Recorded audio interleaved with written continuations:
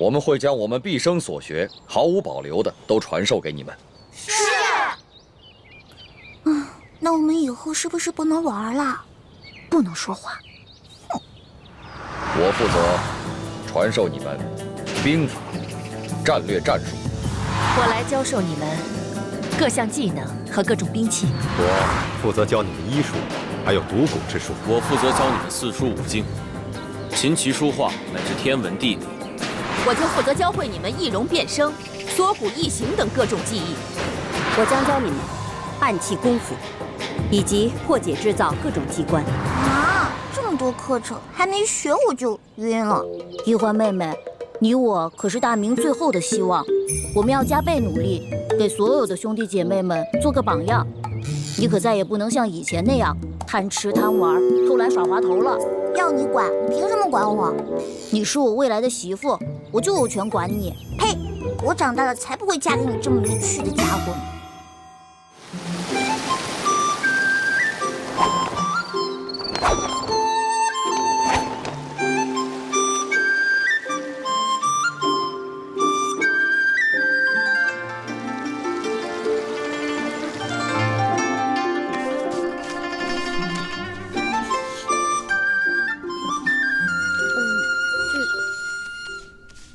借我一下。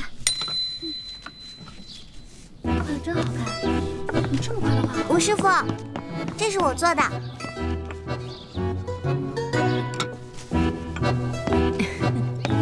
你看到我的东西了吗？那不是你做的面具吗？吴师傅，这张面具是我做的，被易欢偷偷拿了。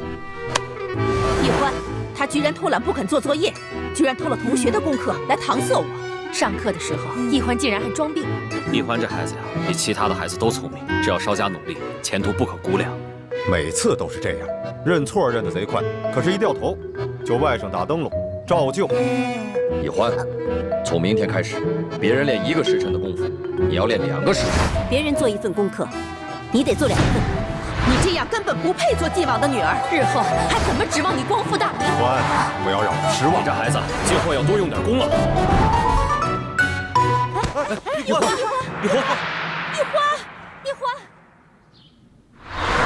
花儿的病有起色吗？花儿这孩子，打从刚出生就掉落在了地上，又在雨水里浸泡了1天，所以才落下了头疼的印记。我已经想尽了办法，只能延缓他的痛苦，却不能根治。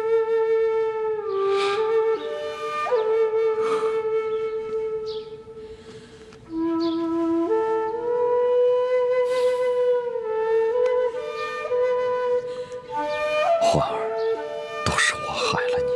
其实欢儿的病也不是不可医治，只是需要找到一种特别的药引。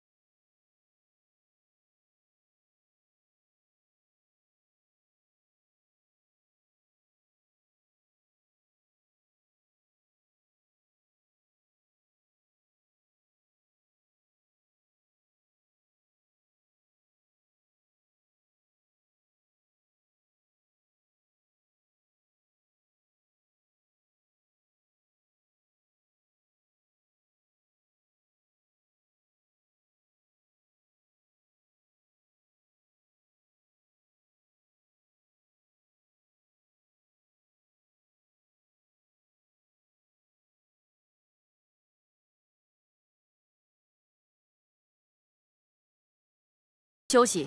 二师傅，为什么小师妹就不用练？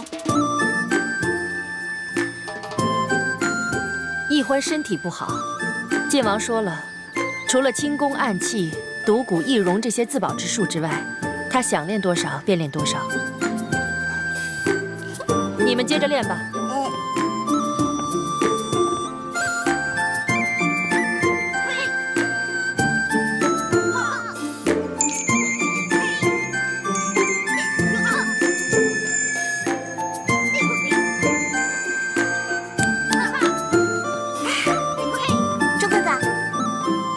你别捣乱。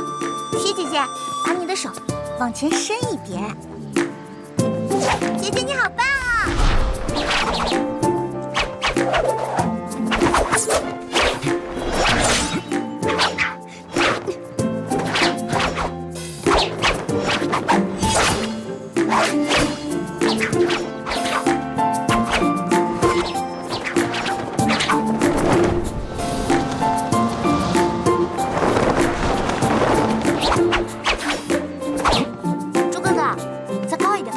认真点。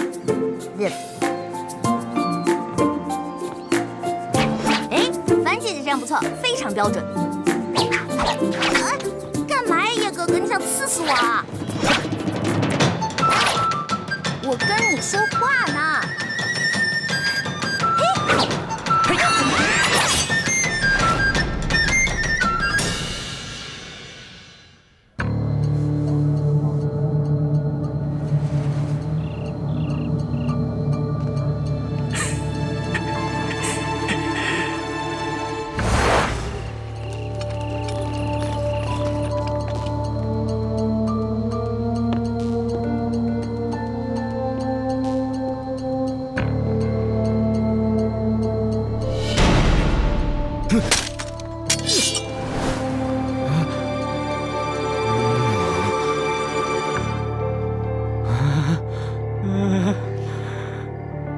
美人87、88、89、90。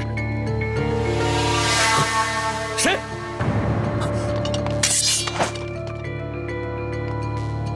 知府大人，我等你很久了。我这银库有9道机关，你是怎么进来的？你这9道机关在我眼中简直犹如儿戏。至于我是谁，这不重要。重要的是，你的银库当中放了这么多朝廷调拨的河堤工程款，你却贪污克扣，不肯发给那些累死累活的民夫。这牛头山的山匪一定是怕了咱们啊！这山寨都不要了，都逃跑了。可我总觉得心里不踏实，会不会他们跟咱们玩空城计啊？哎，报告将军，粮草库失火。什么？粮草库有重兵把守，怎么会失火？小的也不知道，火势太大，咱们根本控制不住，请将军速速回营增援。走，撤！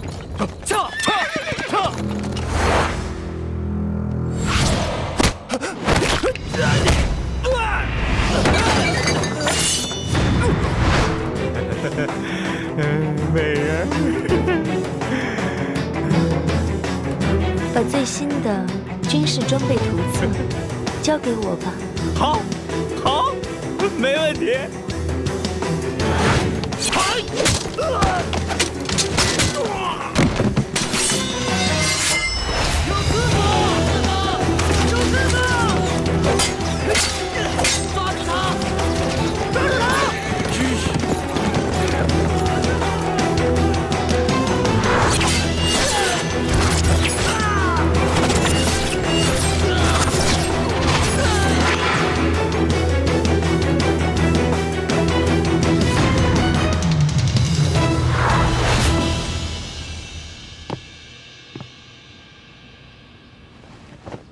这位师傅，这就是采花淫贼花太岁。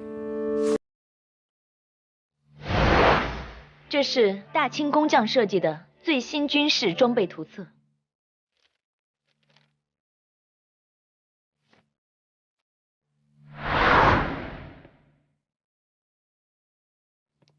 清军包围了牛头寨，牛寨主飞鸽传书求救，这是牛寨主赠送给咱们明珠谷的信物。牛寨主说了，从此以后愿听从我们明珠谷的号令。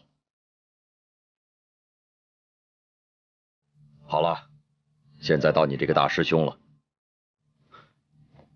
诸位师傅，徒儿身为大师兄，理应给师弟师妹们做好表率，所以这次特意完成了2份作业。哦，这第1份便是诛杀川南恶霸南霸天。第2呢？这第2份作业便是惩罚同州知府徐国庆。义父，这徐国庆虽然克扣了朝廷的工程款，但罪不至死。更何况他还有9旬祖母跟7旬老母在堂，所以我只是逼他发放了克扣的工程款，砍下了一只左手，以示惩戒。很好，太子处置的十分得当。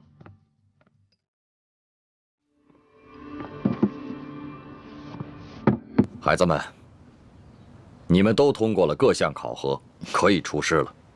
接下来，我会有非常重要的任务要交给你们。哎，易欢呢？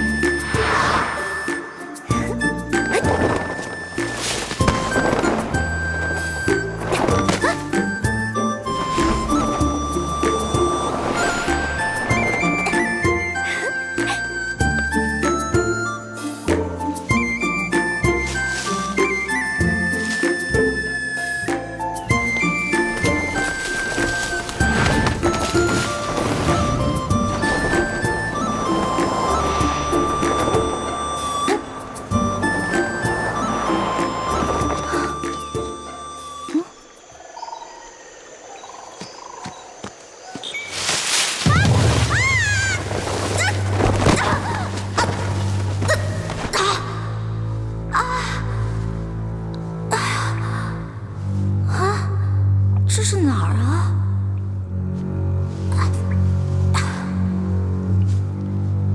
我怎么从来都没来过这个地方？难道以前有人住在这儿？这缸里是什么？打开看看。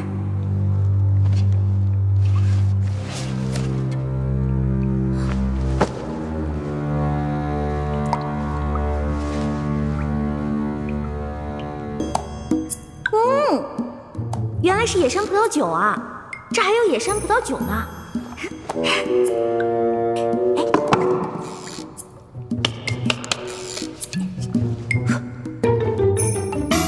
我回来了。你跑哪儿去了？大伙都快急死了。有什么可着急的？我都这么大个人了，能出什么事儿啊？爹，你就知道游山玩水，不务正业，你知道吗？你的师哥师姐们都已经通过考核，可以出师了。真的？恭喜各位师哥师姐了。薛姐姐，那你到江湖可什么事儿都得分享妹妹一份，好吃的好喝的都得给我留着，知道吗？没问题。就你那3脚猫的功夫，跟着你师哥师姐们，还不是拖累他们？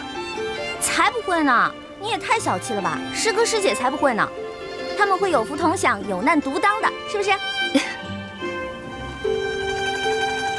大不了他们打劫，我站岗；他们吃肉，我喝汤嘛。就知道油嘴滑舌，懒得理你。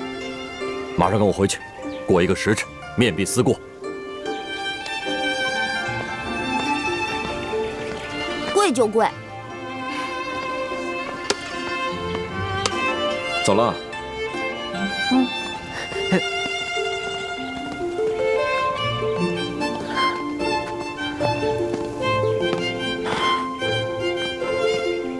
你要去山上玩了？你不知道山上有野兽出没吗？很危险的。哎呀，你怎么跟我爹似的？哎，不过我在山上发现一个特别好玩的地方。你呀，就知道玩。什么好玩的地方？也不知道是谁在那个山洞里啊，放了一大缸葡萄酒。真的？不许再去了。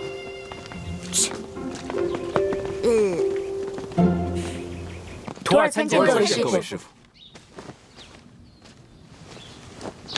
你们听着，出师之后，我要你们完成的第一个重要任务，就是寻找当年崇祯皇帝留下来的一个铜匣。这个铜匣关系到我们联盟的一个绝顶机密。本来这个机密只有我一个人知道，但是现在是时候把它说出来了。你们一定要切记，每个人都要守口如瓶。徒儿明白。徒儿明白。当年崇祯皇帝自尽前几年，他就预感到大事不妙，所以提前做了准备。他把皇宫中还有国库中所有的金银财宝全都集中起来，命心腹之人藏在一个隐秘的地点，并制造了一张藏宝图。藏宝图？那我们找到了，是不是就发财啦？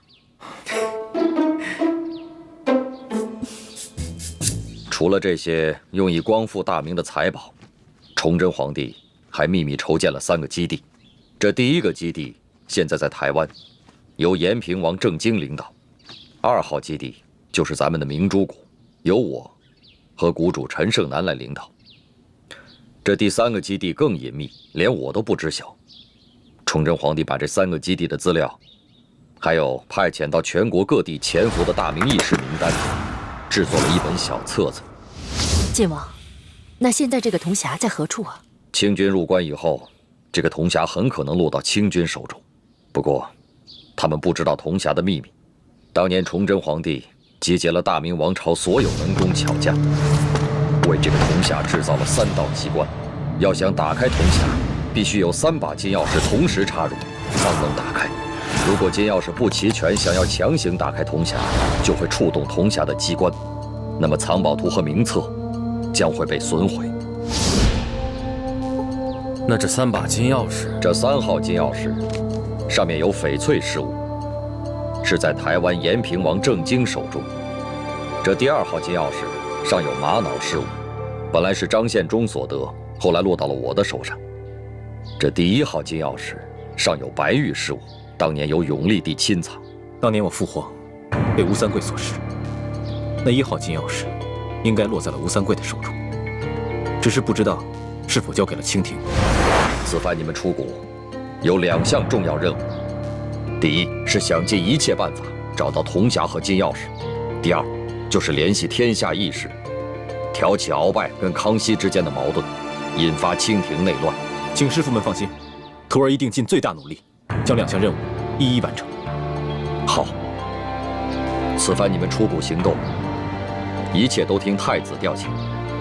太子，你就不要再用真实身份朱慈轩，而是用化名李建清。大家也不要叫他太子，而称他为大师兄，明白吗？记住了。记住了。 2项任务都要先去京城，你们回去收拾一下，明天一早就出发。去京城啊？太好了！从小到大我就知道京城是全国最繁华的地方，带我去吧。你不能去。为什么？你平时不学无术，吊儿郎当的，武功暗器、奇门八卦、18般武艺，样样稀松，所以你继续留下来，跟你的师弟师妹们继续学习练功。这不公平！哎呀，爹，你就让我去吧，我在谷里闷得快要烦死了。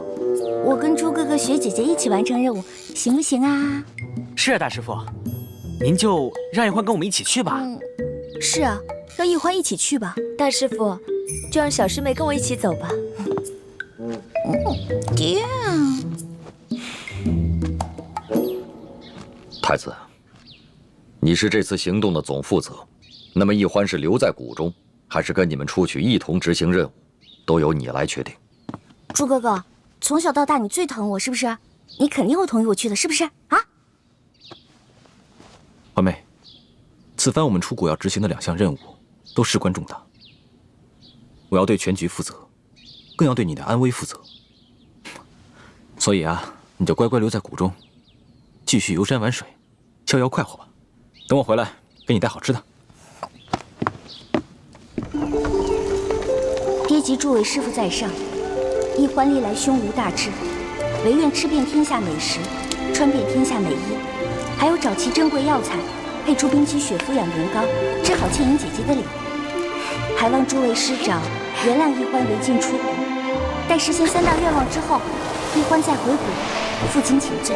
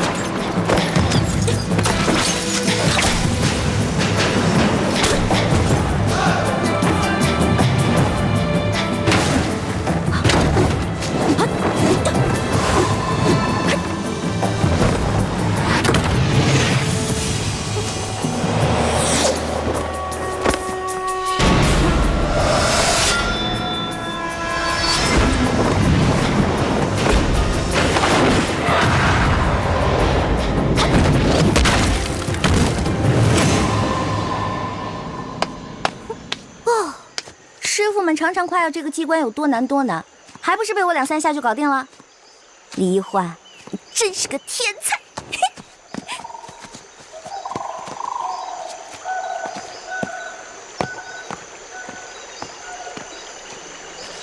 范先生，你立刻飞鸽传书给太子他们，告诉他们，一欢已经出谷，让他们务必保护好一欢。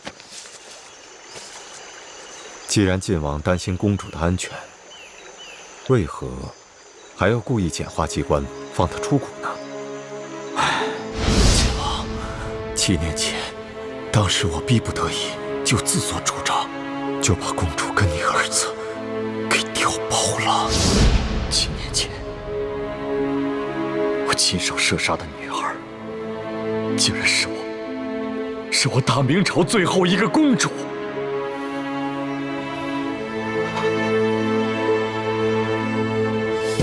我李定国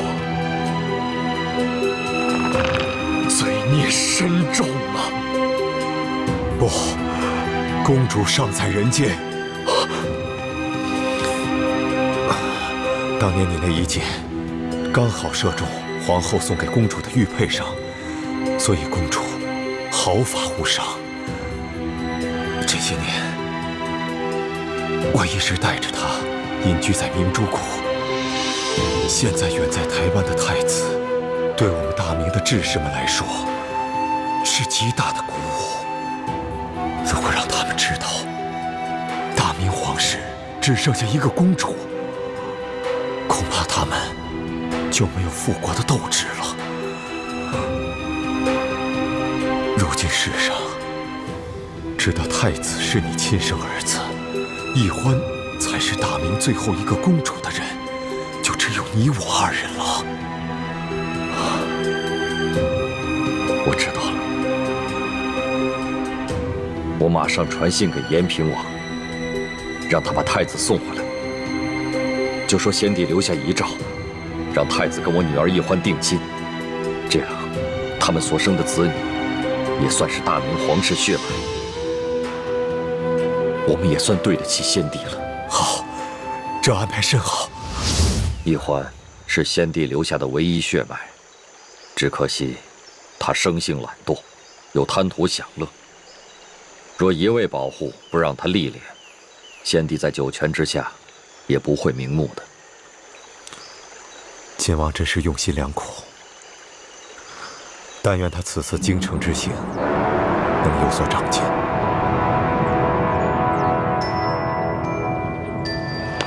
你看桃仁，好看，多好这个。哎，卖鸟嘞！哎，您看我这鸟。鸟儿应该自由地飞翔，不应该在笼子里。哎，您干嘛？对不起啊。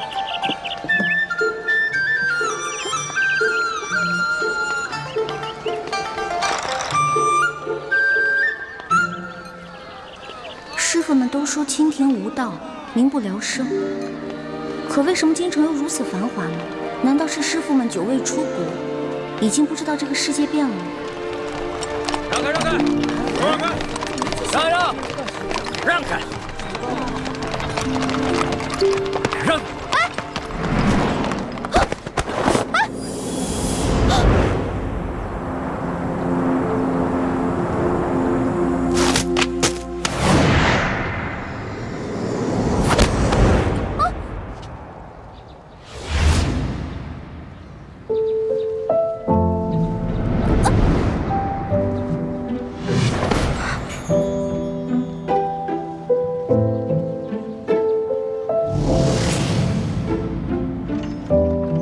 哎，小孩，哎，干嘛呢你？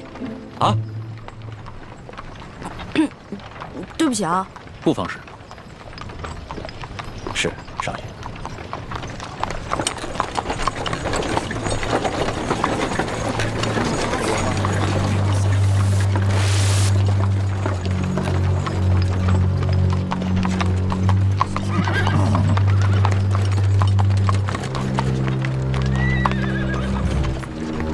哎，他们要把这些人押到哪儿去啊？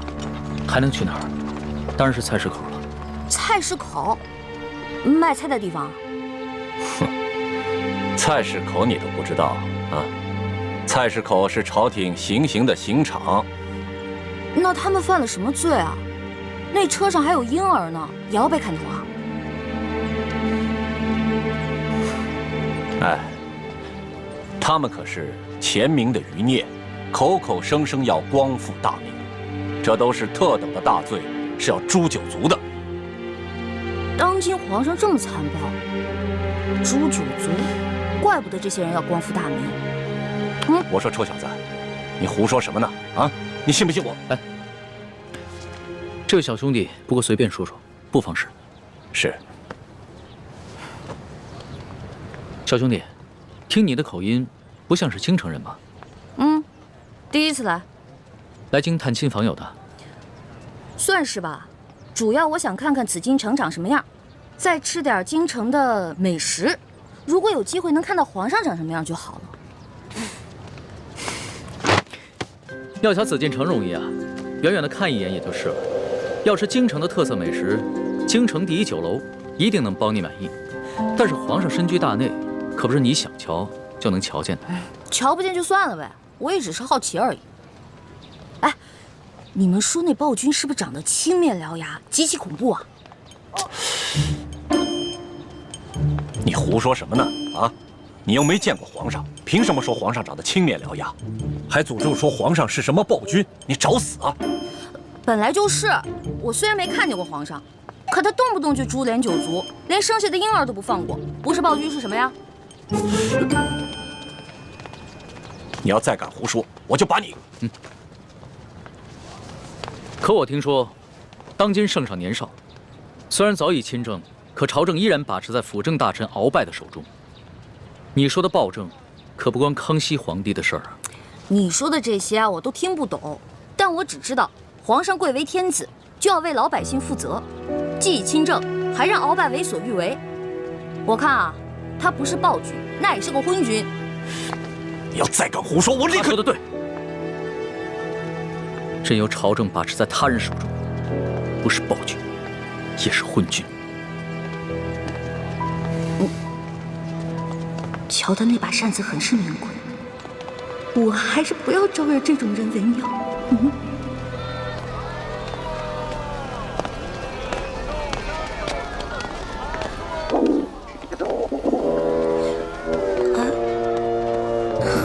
好了好了，我知道你饿了，要不然先把你填饱了，再去找猪哥哥他们。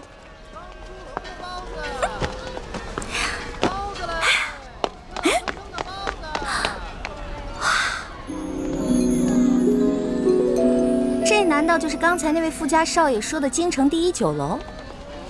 那全京城最好吃的东西，肯定就在里面了。您慢走。哎呦，客官，您里边请。您请。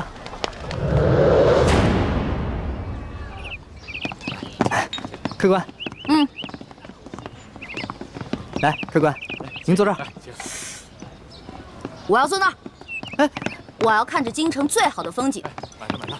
就这样。客官，您一个人犯得着用那么大的桌子吗？要不咱换换？我一个人怎么了？我能吃4个人的量。去，给我拿菜单。哎。哇。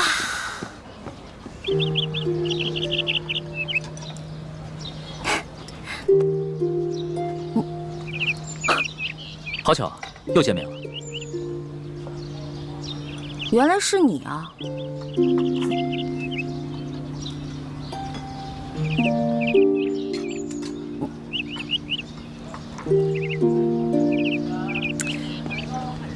哎，这位大哥，你干嘛总盯着我看啊？我脸上长花了。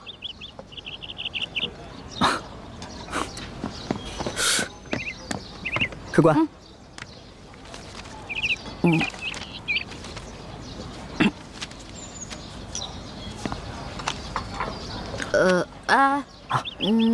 他桌子上的菜给我来一模一样的。客官，那桌还有客人没来，您点那么多，一个人吃得完吗？哎，你管那么多干嘛呀？我让你去给我做，你就赶紧做。哎，等一下，再给我来一壶好酒，我要你们酒楼里最好的酒。好嘞。去吧。哎呀，京城的鸟啊，走你！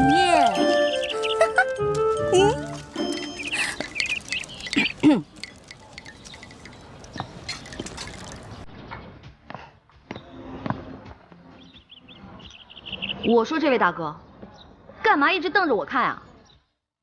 啊，还瞪我是吧？行，今天你瞪我，那我就瞪你，看谁瞪得过谁。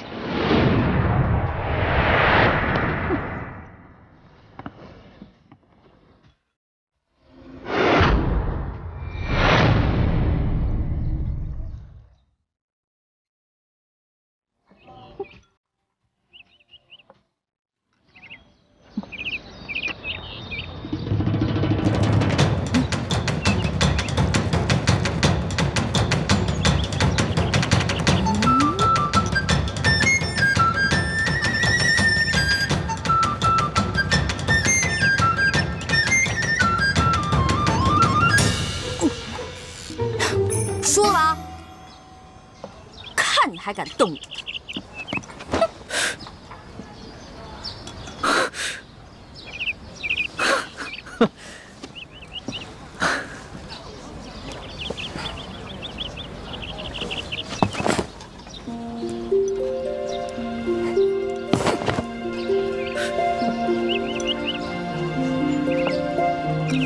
无赖！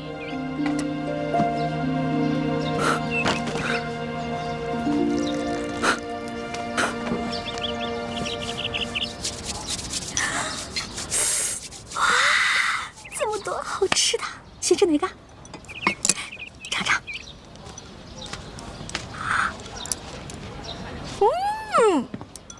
来，请来。不太够。啥？听说你们京城最好吃的是烤鸭，对吧？去，给我拿一只。客官，您点的这桌菜，足够4、5个壮汉吃了。烤鸭你吃得完吗？什么意思啊？怕我吃不起是不是？我有的是钱。去，给我挑只肥的啊！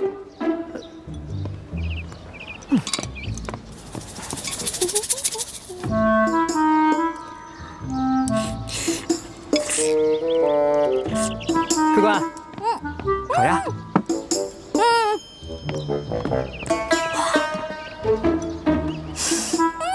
烤鸭。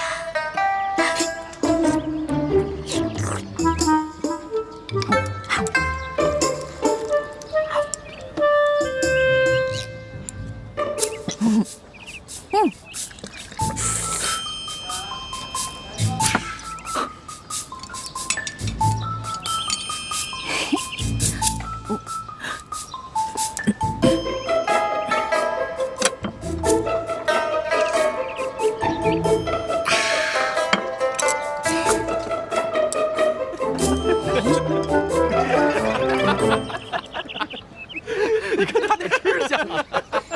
没见过这吃相，来，你们看，你看，笑什么呢？就笑你怎么了？长得跟个姑娘似的，吃起饭来跟头牛一样。我花你们家钱了，穿你们家衣服了，吃你们家饭了。看不出来，你不仅食量大，脾气也挺大的呀。今儿我就替你父母好好教训教训你，改给你的臭毛病，不然以后可娶不着媳妇儿。想教训我，小爷请你们吃鸭肉。不。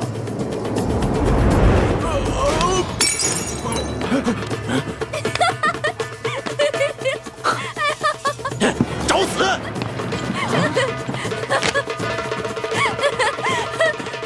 哎，打了横是吧？哎，各位，来这京城第一酒楼都是寻开心的，兄台何必跟这位小兄弟过不去呢？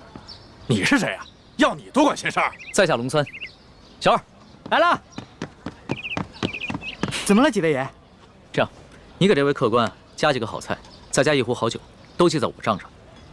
在下替这位小兄弟向你赔个不是。哎，来，几位爷消消气儿，这边请。小二，这些银子够不够？够，用不了这么多。剩下的都赏你了。好，谢谢爷。果然是个富家公子，哼，有钱了不起啊！别以为你替我道歉，我就会感激你。嚯！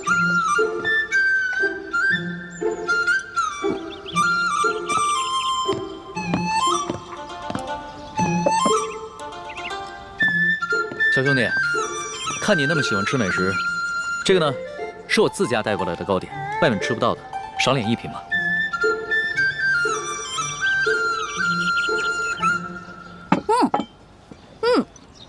这个真好吃，你们家厨子可真厉害。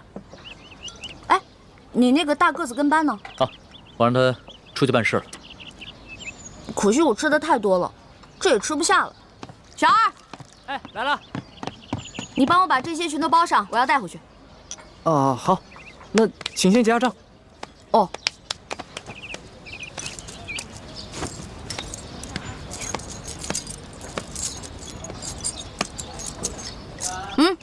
不用找了，这不够啊！这可是整整1吊钱啊！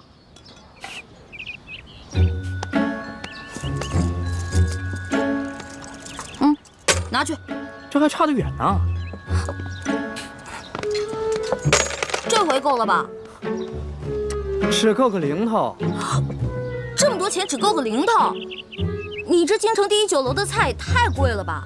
这些钱都是我跟我兄弟姐妹1年的利钱呢。这儿可是京城第一酒楼，可不是你们乡下的草棚子小饭馆。你看看咱这桌布，再看看咱们店的陈设啊！我跟你说，除了皇宫敢用黄色，普天之下没人敢用黄色，唯独本店。为什么？因为本店是先皇特许。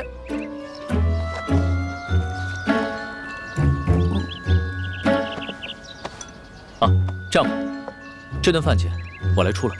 哎，且慢。虽然我知道你比我有钱，但是我也知道，无功不受禄。这样吧，我能不能先欠着，等我哥哥来了以后再付给你？可以啊，但是把你刚才掏的那块玉压在本店。带着这块玉赶回客栈，晚上会有别的叔叔接你回明珠谷。义父，你要去哪儿啊？我要跟你在一起。义父要为刚刚被绞死的那几个人收尸。这件事情太危险，你不能跟着我。那些被绞死的人跟咱们有什么关系啊？义父为什么要去给他们收尸？你还小，你不明白。记住，这块玉是你亲娘留给你的最后遗物，也是唯一能证明你身份的信物。你千万不能把它弄丢、弄脏。不行，这是我娘死前留给我的唯一遗物，不能给你。那客官的意思就是要吃霸王餐了。小兄弟，这个京城第一酒楼有个不成文的规矩，礼敬天下身怀绝技的能人异士。所以呢，你要是有什么绝技的话，能露出个1、2手，这样的话就可以免了这顿餐费。对，如果你实在没有现银的话，可以露手绝技给大伙儿瞧瞧。那什么样的绝技啊？来，小兄弟啊，你看到这上面挂的字画了没有？只要你能题一首诗，写一首好字儿，或者是画一幅画，就够格了。不瞒兄台，诗词歌赋、书法绘画，我样样都会，但是可能比不上这上面的墨宝吧。若是小兄弟觉得自己文采稍逊的话，那会不会什么别的，比如某种乐器、舞蹈，或者武功杂艺？没错，乐器嘛，我会好多种，舞蹈、杂艺、18般武艺，我也都会那么一点点。但是绝技，恐怕还谈不上吧。原来客官所学杂而不精啊！你，哎，人的精力是有限的。这位小兄弟啊，年纪轻轻的就什么都会，已经是很难得的奇才了。这样吧，小兄弟，你就挑你最精湛的技艺来露一手，看看是否合格。若是不够格的话，我来给你做担保，等你找到你哥哥再来结账不迟。好，就听龙少爷的，挑个您最拿手的，来一个给大伙瞧瞧。好，来一个。多谢兄台。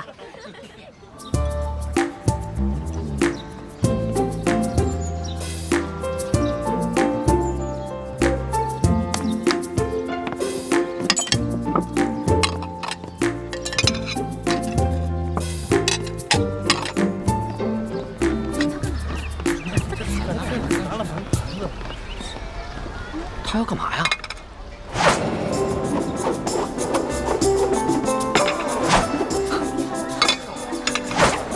小兄弟，你这手上功夫虽说不上如何，但也算不错。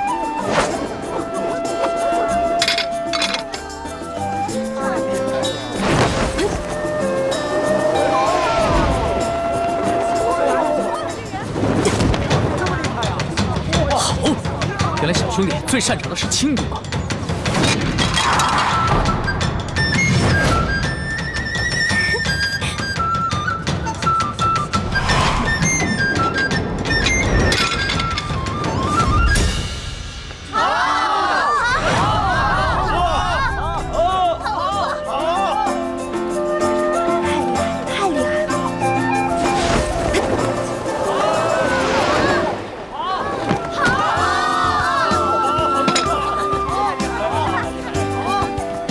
走了吧？当然可以，还请您留下高姓大名，下次再来本店提您名字可以打折。姓名就不必了，朱门酒肉臭，路有冻死骨。你这京城第一酒楼的一顿饭，够我跟我兄弟姐妹过1年了。先撤了。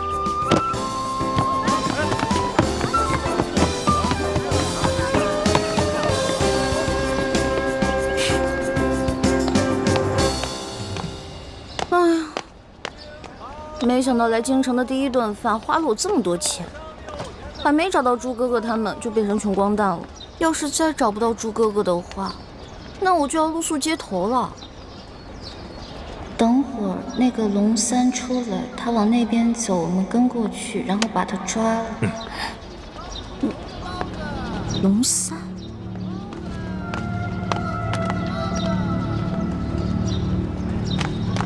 哎，兄台。我这样追上你呢。哎，兄台，喂，我，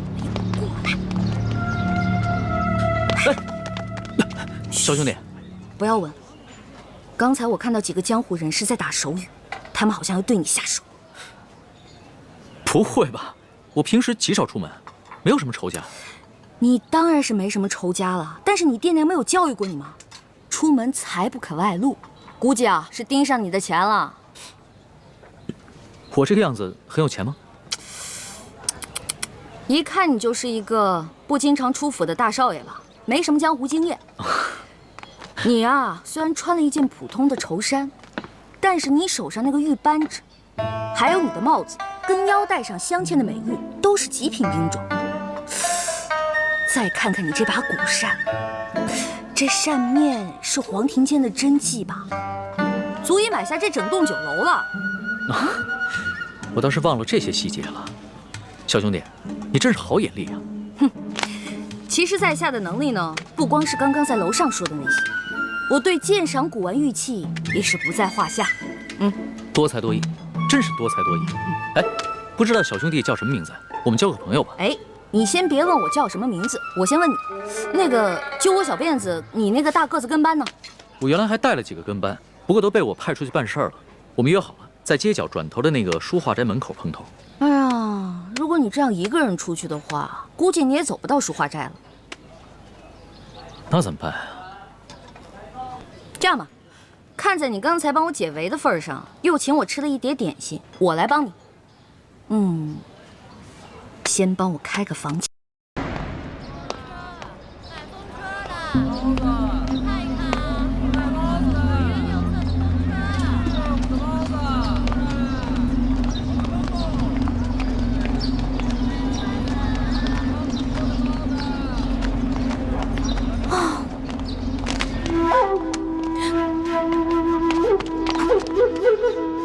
你不是龙三，怎么样？中了小爷的金蝉脱壳之计了吧？傻了吧？那个龙公子我们跟了好久了，今天就是你坏了我们的好事。所以你们想干嘛呢？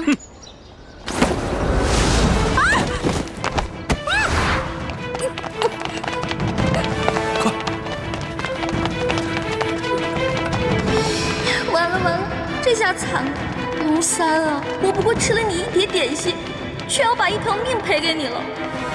你肯定会误会我顺走了你的财物，在背后骂我见利忘义、不讲信用。哎呦，真的是冤枉死我了！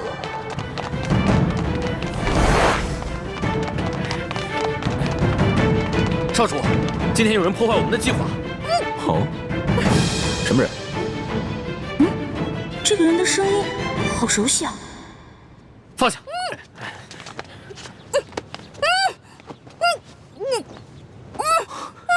欢妹，怎么是你啊？把绳子解开。猪哥哥，猪哥哥，怎么会是你啊？少主，这位是？她是我的小师妹一欢。啊，这些打架劫舍的人，你认识啊？你别胡说，他们都是我们联盟的好兄弟。一欢姑娘，刚才真是多有得罪，没想到我们居然是大水冲了龙王庙。你们为什么要劫那个龙三啊？京城的达官贵人们都爱去那第一酒楼，所以我们在酒楼当中也安插了眼线，方便我们打探消息。这几天来，我们发现那个龙公子经常出现在第一酒楼，暗中查访各种民间消息，行迹可疑，出手又非常阔绰，所以我们打算绑了他，盘问盘问，顺便从他身上捞点钱财，用作咱们联盟的活动经费。没想到啊，却让你给破坏了。哎呦，实在不好意思啊，各位，我不知道你们是自己人，我还以为他们是绑架良民的土匪呢。我一大早就接到师傅们的飞鸽传书，说你也来了京城，让我务必保护好你。我正想着怎么才能找到你，没想到我们竟以这种方式见面了。这家慈航药铺是咱们联盟在京城的据点之一，掌柜的还有店里的伙计都是咱们联盟中的兄弟。我现在的身份是这家店里新聘的坐堂郎中。你给我记住了，以后在外人面前要叫我李建清李先生，不许再叫我朱哥哥了。知道啦。哎，朱哥哥，叶哥哥、雪姐姐、樊姐姐呢？他们都出去执行任务了。哦，我呢，在指挥兄弟们绑架龙三儿。没想到却歪打正着碰上了你。对了，你为什么要帮龙三儿啊？这个嘛，我先进去换件衣服，出来再跟你说。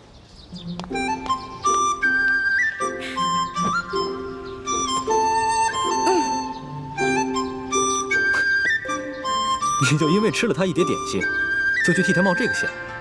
哎，其实说实话，我根本就没想着要去冒险。我本来想着以我的轻功，就算打不过那几个乞丐，也是可以逃跑的。你呀，从小练功就不肯用功，又很少出门，缺乏江湖经验。这次幸亏是遇上了咱们自己的人，不然你现在就……你让我怎么办？咦，朱哥哥，你平时不是很讨厌我的吗？总是嫌我这个嫌我那个的。我要是死了，你不就少一个大麻烦吗？呸！胡说什么呢？一点都不知道忌讳，赶紧呸一个！好，我呸！我什么时候讨厌过你？你是故意气我的是不是？我开玩笑的嘛。行了，朱哥哥，我得出去一趟。不行，不告诉我你去哪儿，别想出这个门。万一出事了怎么办？放心吧，这次我不会再出事儿了。我只是想把这个东西当面还给龙三。这个龙三身份很可疑，你要多留一个心眼。见到他，仔细打探一下他的底细。知道了，朱哥哥，走了。你当心点啊！我们家少爷等你好久了，你一直没来，这不，龙三少爷有点急事儿就走了。他就这么走了？龙三少爷叫我把这个东西转交给你。那他临走前有没有说什么？他不会误会我不讲信用，把他东西都骗走了吧？哎呀，这怎么会呀？龙三少爷从不把身外之物放在心上，倒是对小兄弟挺关心的。他跟我们说了，一旦有你的消息，叫我们马上派人到他府上去告诉他一声。他是哪家府上的少爷啊？这个我就无可奉告了。我也没什么别的意思，我只是想把这些东西当面还给他，以免他误会我。哎呦，龙三少爷说了，这些东西啊，就全送给你了，就当你对他帮忙的一点谢意。这些东西都很值钱呢，他全都送给我了。龙三少爷对你倒是很欣赏的，还想和你交个朋友呢。小兄弟，请问你尊姓大名啊？哎，那既然他也不肯说他的真名，我为何要坦诚相待呢？好吧，既然他都送给我了，那我就不客气了。哎，小兄弟，那以后如何联系你啊？告诉龙三，有缘自会相见。那个龙三一定是看你有些功夫，所以想故意劫纳你。不过这出手未免也太阔绰了吧？看来来头不小啊。环妹，一有机会要多去宝雅斋看看，看看能不能再碰上他。我现在对龙三也挺好奇的，我想弄清楚他到底是什么人。京城第一酒楼也有我们的眼线，只要他出现，我们就有机会弄清楚他的底细。朱哥哥，你看啊，你跟叶哥哥啊、樊姐姐啊、雪姐姐啊都那么忙，对不对？所以呢，我就不给你们添乱啦。我想去看看紫禁城，我保证绝不给你们添麻烦。等等，回来。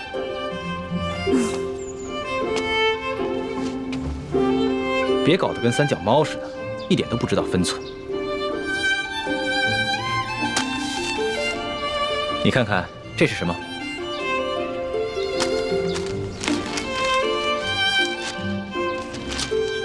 我知道你想去紫禁城，我陪你去。不过在去之前，咱们是不是得熟悉一下京城，还有紫禁城的地图啊？这个是午门，午门前面是太和门。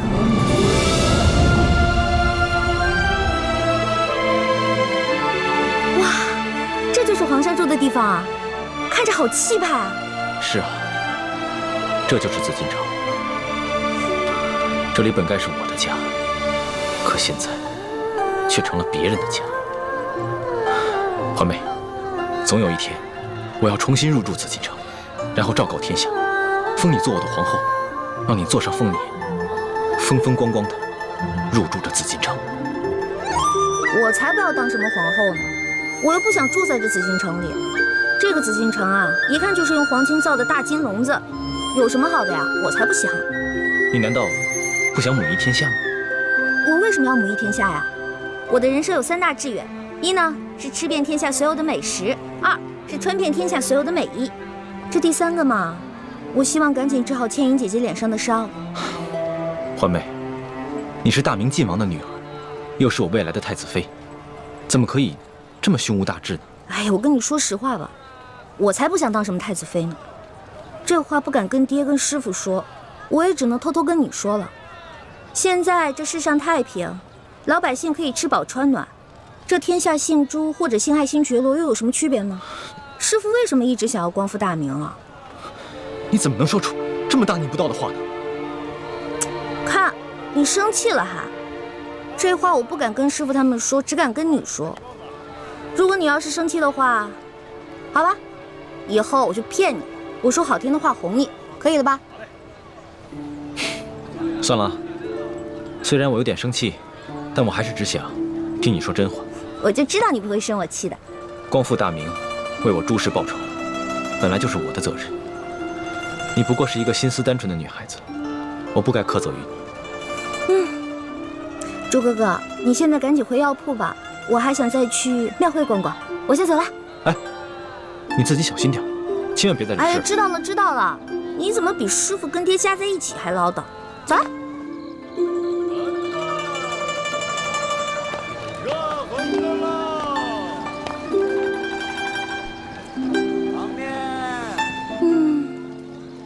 香啊，好想再进去吃一顿。可惜这天下第一酒楼的菜价真是太贵了，根本吃不起。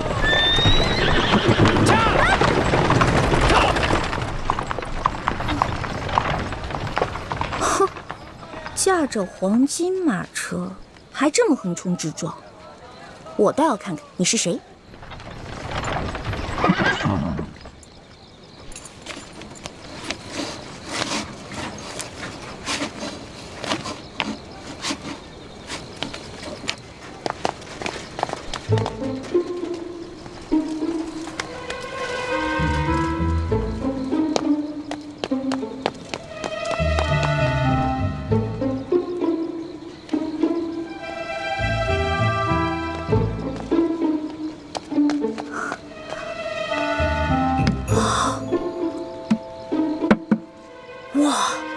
真金的呀！这车主也太有钱了吧！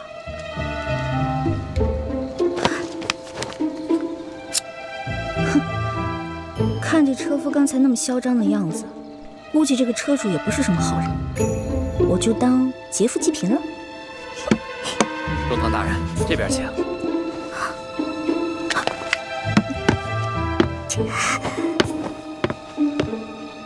中堂大人，请上车。大人慢点。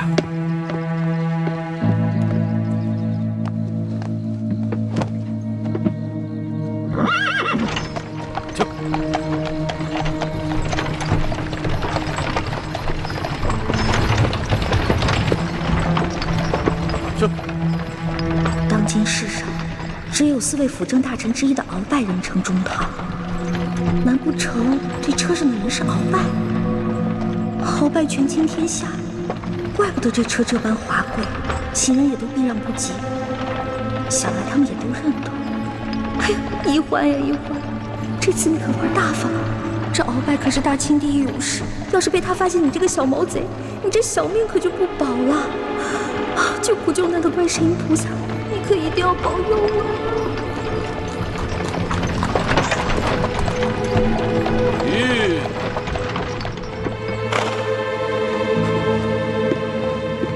奴才见过中堂大人。公公不必多礼。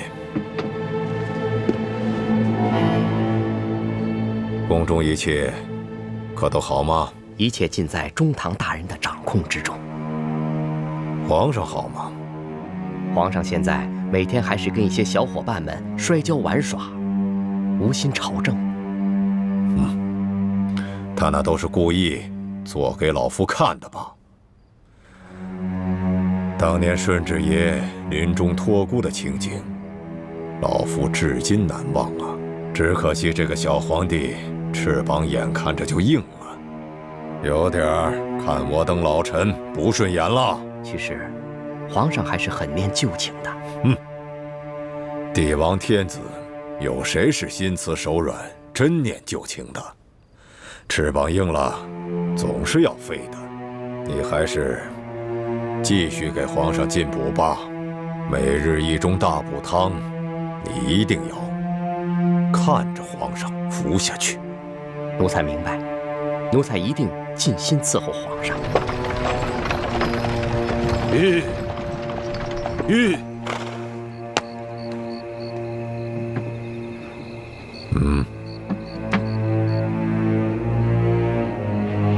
这是这个月的大补丸。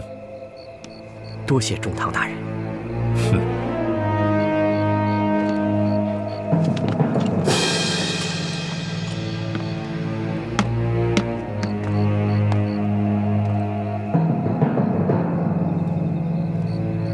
赶紧送公公回宫，公公不便在外久留。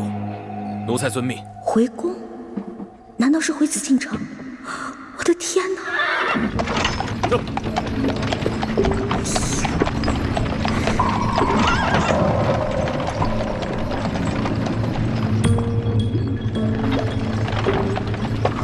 看来马车已经进了紫禁城。今天白天只看了紫禁城外的样子，不知道里面是什么样子。这马车等会儿肯定要出宫回鳌拜府，我是继续躲在马车上等出宫呢，还是找机会留在皇宫啊？好难得有机会进了皇宫，我要是不观光一下就离开，会不会太可惜了？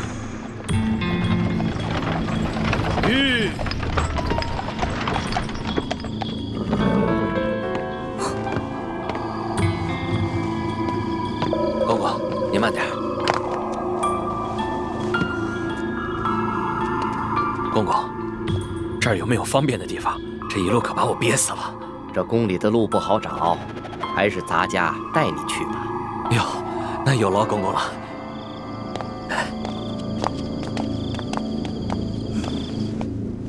哎呀，行行行，我知道你饿了，别叫了。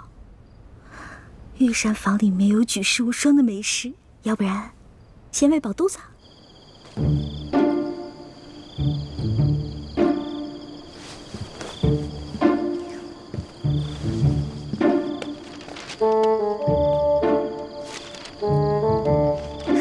御膳房。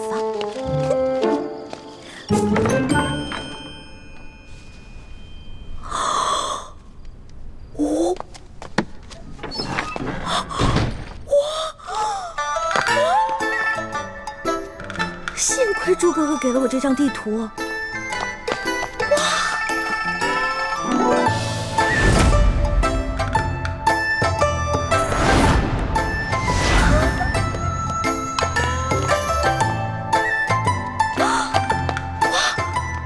这么多金银财宝，全是真的，上老板的车反而因祸得福了。我得把这些金银盘子全都带走，带到明珠谷给我的姐妹们。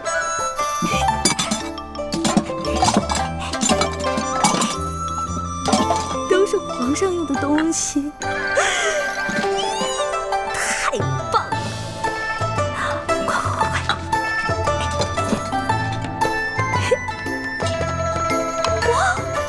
哇！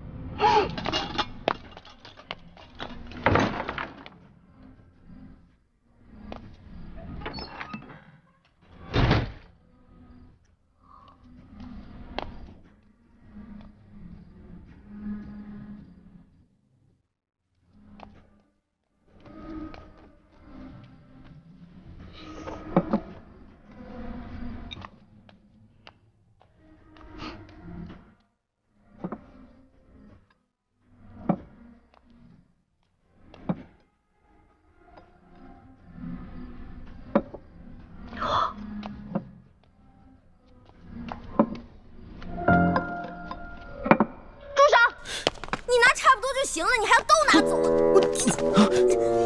是你啊？谁啊？我跟你不熟，别跟我套近乎啊！哎，是我。哎，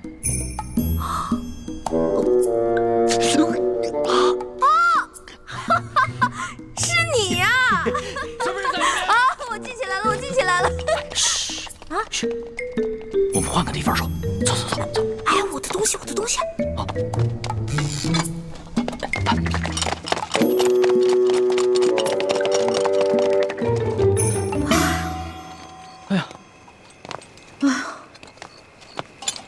吓死我！哎，多谢你啊，还好有你在，要不然我就被抓了。不过你到底是谁啊？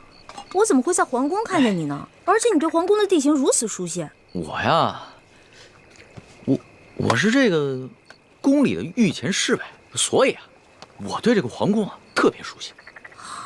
你在宫里当差啊？怪不得那个书画斋的老板不肯跟我透露你的身份呢。原来如此啊！小兄弟，还是你说的对，有缘自会相见。没想到这么快我们又见面了。是啊。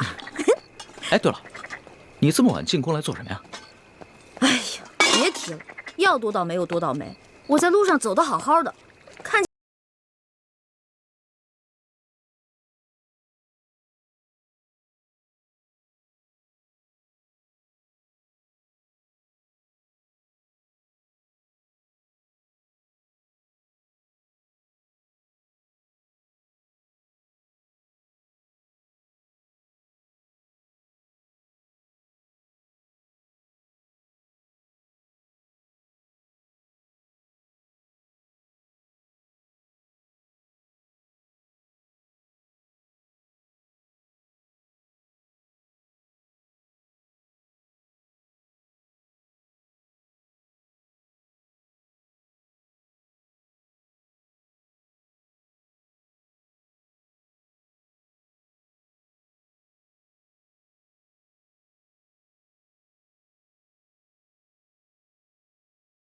鳌拜在宫里会有奸细，但没有想到他居然如此放肆，胆敢公然勾结内奸，真是不把皇上放在眼里。还是小皇帝无能呗，这拉屎的呀，居然被吃屎的欺负。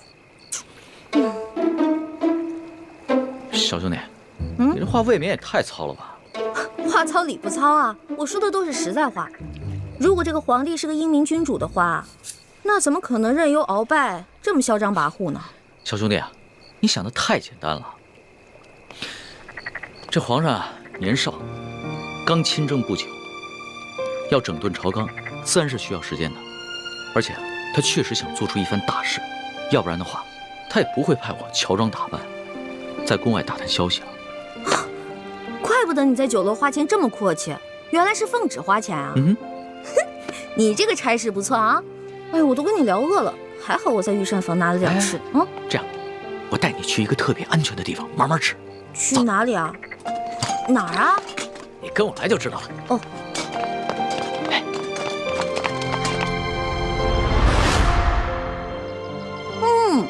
好吃。这御厨做的就是不一样，不光做的好看，吃着也香哈。那当然，能侍奉皇上的御厨，那都是天下第一的大厨子。哎，你不是说你是皇上的心腹侍卫吗？那你是他的御前侍卫，你想吃什么可以找他恩赐啊。那干嘛半夜三更的去御膳房偷吃的？我哪是偷偷去吃啊，我那是光明正大的去吃。要不是为了掩护你，我哪会被那些相熟的侍卫追得满宫跑啊？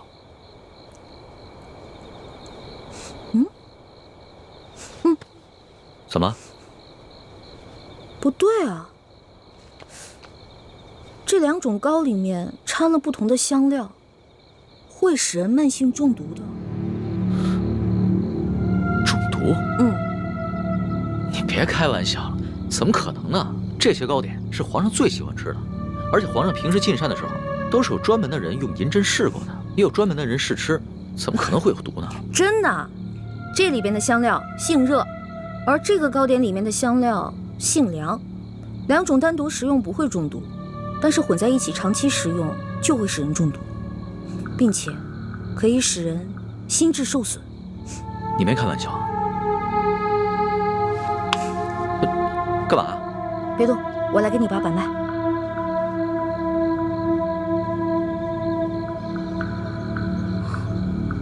这位小兄弟，你的脉象已经显示你慢性中毒了。那个替皇上试吃的人，不会就是你吧？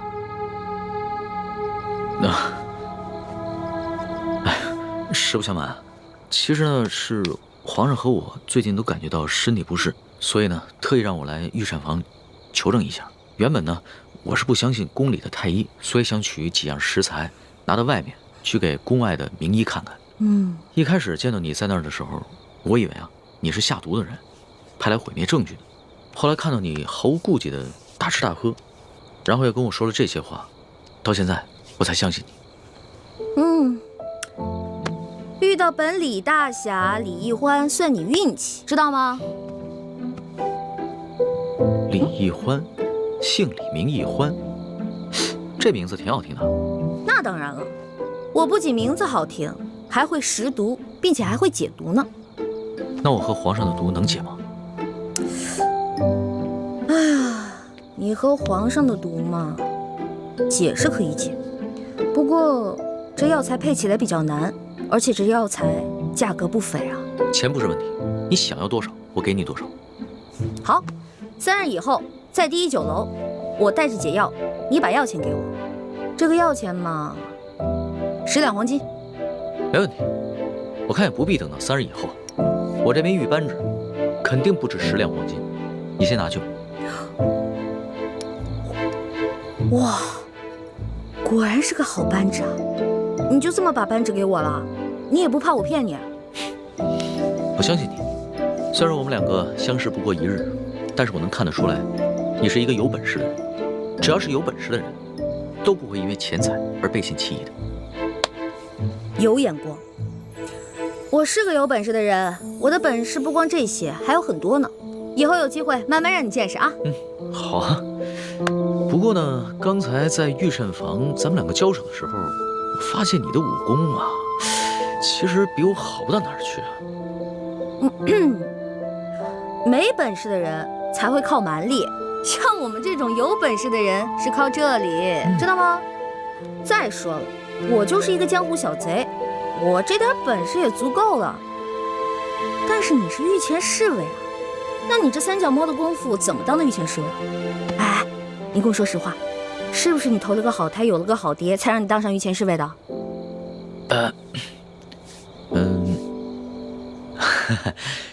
师傅相瞒，我确实是投了个好胎，有个好爹。我祖上啊是8旗的贵族，我能随侍皇上，也都是我们家里人帮的忙。任人唯亲，这康熙小皇帝啊，果然不是什么明君啊。哎，也就是你啊说这样的话，要别人说这样的话呢，我早就拉他去见官了。不过呢，你虽然言语上对皇上不敬，但是我能看得出来，你心思不坏。你这个小兄弟吧，通情达理，仗义疏财。我决定了，你这个朋友我交定了。来，今天高兴，喝酒。我这壶底的酒可不是一般的酒，这个酒呢是我在山里发现的野山葡萄酒，也不知道哪位仙人何年何月何日酿造的，总之特别好喝。你别以为你是皇上的小跟班，吃惯了好多御食，好多御酒，就不把我这个酒当回事儿了。我这个酒啊，可比你那些御酒好喝多了。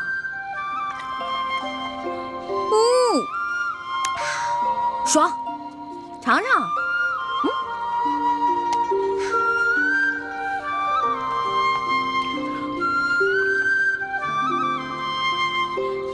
怎么样？啊，是好酒啊，是吧？多喝点。哎，小兄弟，你是哪儿的人啊？为什么要进京啊？我呀，我就是一个江湖游侠。我进京呢，就是来看一看京城有多繁华，吃遍京城的美食。二呢，我是想找一些珍贵的药材，配一款冰肌雪肤养颜膏，给我姐姐脸上疗伤。你姐姐的脸怎么了？哎呀，别提了，一说到这事儿吧，我就特别内疚。小的时候啊，我背着大人，拉着我姐姐去山里玩。哎，妹妹，咱们回去吧。平日里师傅们都不让咱们上山玩，说山里有野兽，那是他们吓唬咱们呢。走吧。哎呀，走啦！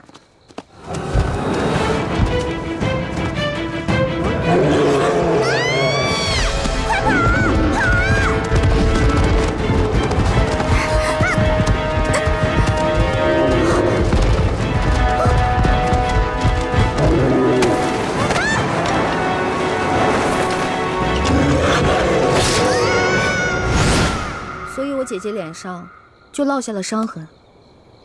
我义父是个名医，他说要想治好我姐姐脸上的伤，就得用稀有的药材配成一副冰肌雪肤养颜膏。但我们家比较穷，这些药材一直凑不齐，所以我就想啊，什么时候能把我姐姐脸上的伤治好就好了。我姐姐可是个大美人儿，但就是因为脸上的伤让她变得很自卑，所以我希望我能早日帮她配齐这些药，治好她脸上的伤。所以你刚才不跟着那辆马车出宫，不是为了进御膳房偷吃东西，而是为了找太医院，去找那些能治好你姐姐脸上伤的药。对啊，本来我想先饱吃一顿再去太医院的，没成想。你是个重情重义的人啊，我喜欢你的性子。哎，你多大了？我呀，我是顺治12年5月初4生的。5月初4？啊，真的假的呀？真的。太巧了，我也是5月初4。啊，只不过我是顺治11年的，比你大1岁。这么巧啊！哎，你说咱们两个一日之内相逢了2次，我觉得咱们这个缘分匪浅呀，不如我们今天指月为誓，结拜为兄弟，如何？从来没有人想着跟我结拜的。不过我以前老看古书上说，那些古人们结拜好像挺有意思的。当然了，我也一直想这么做来着，可惜一直没有遇到合适的人。既然你我这么有缘，那就结拜吧。我长你1岁，我做大哥，你是小弟。哎，不行不行，岂不闻古人有云：文道有先后，术业有专攻。咱们既然结拜，就不能以庸俗的年龄论长幼，咱们得看谁的见识广，本事强。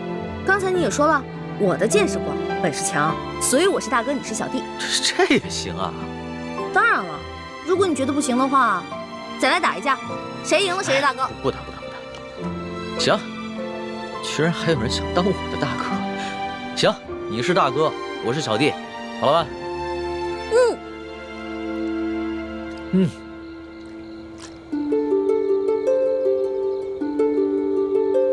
我李易欢，我龙三，今日对着月亮发誓，结为异姓兄弟。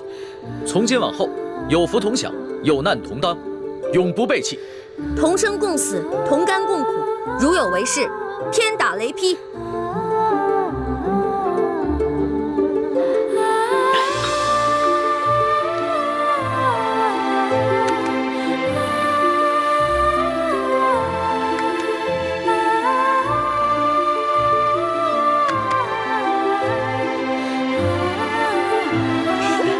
大哥请，小弟请。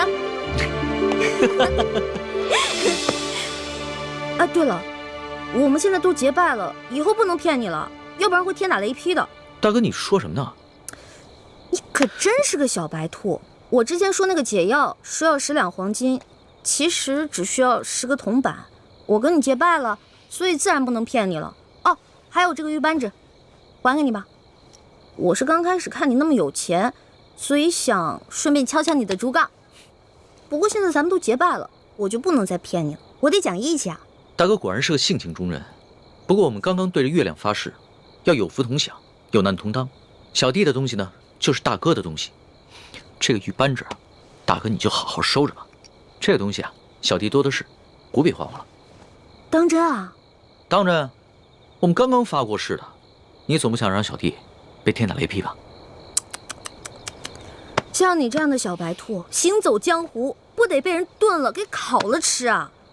不过你放心吧，现在有大哥在呢，大哥保护你。行，那日后小弟就多仰仗大哥观察了。放心吧，乖啊。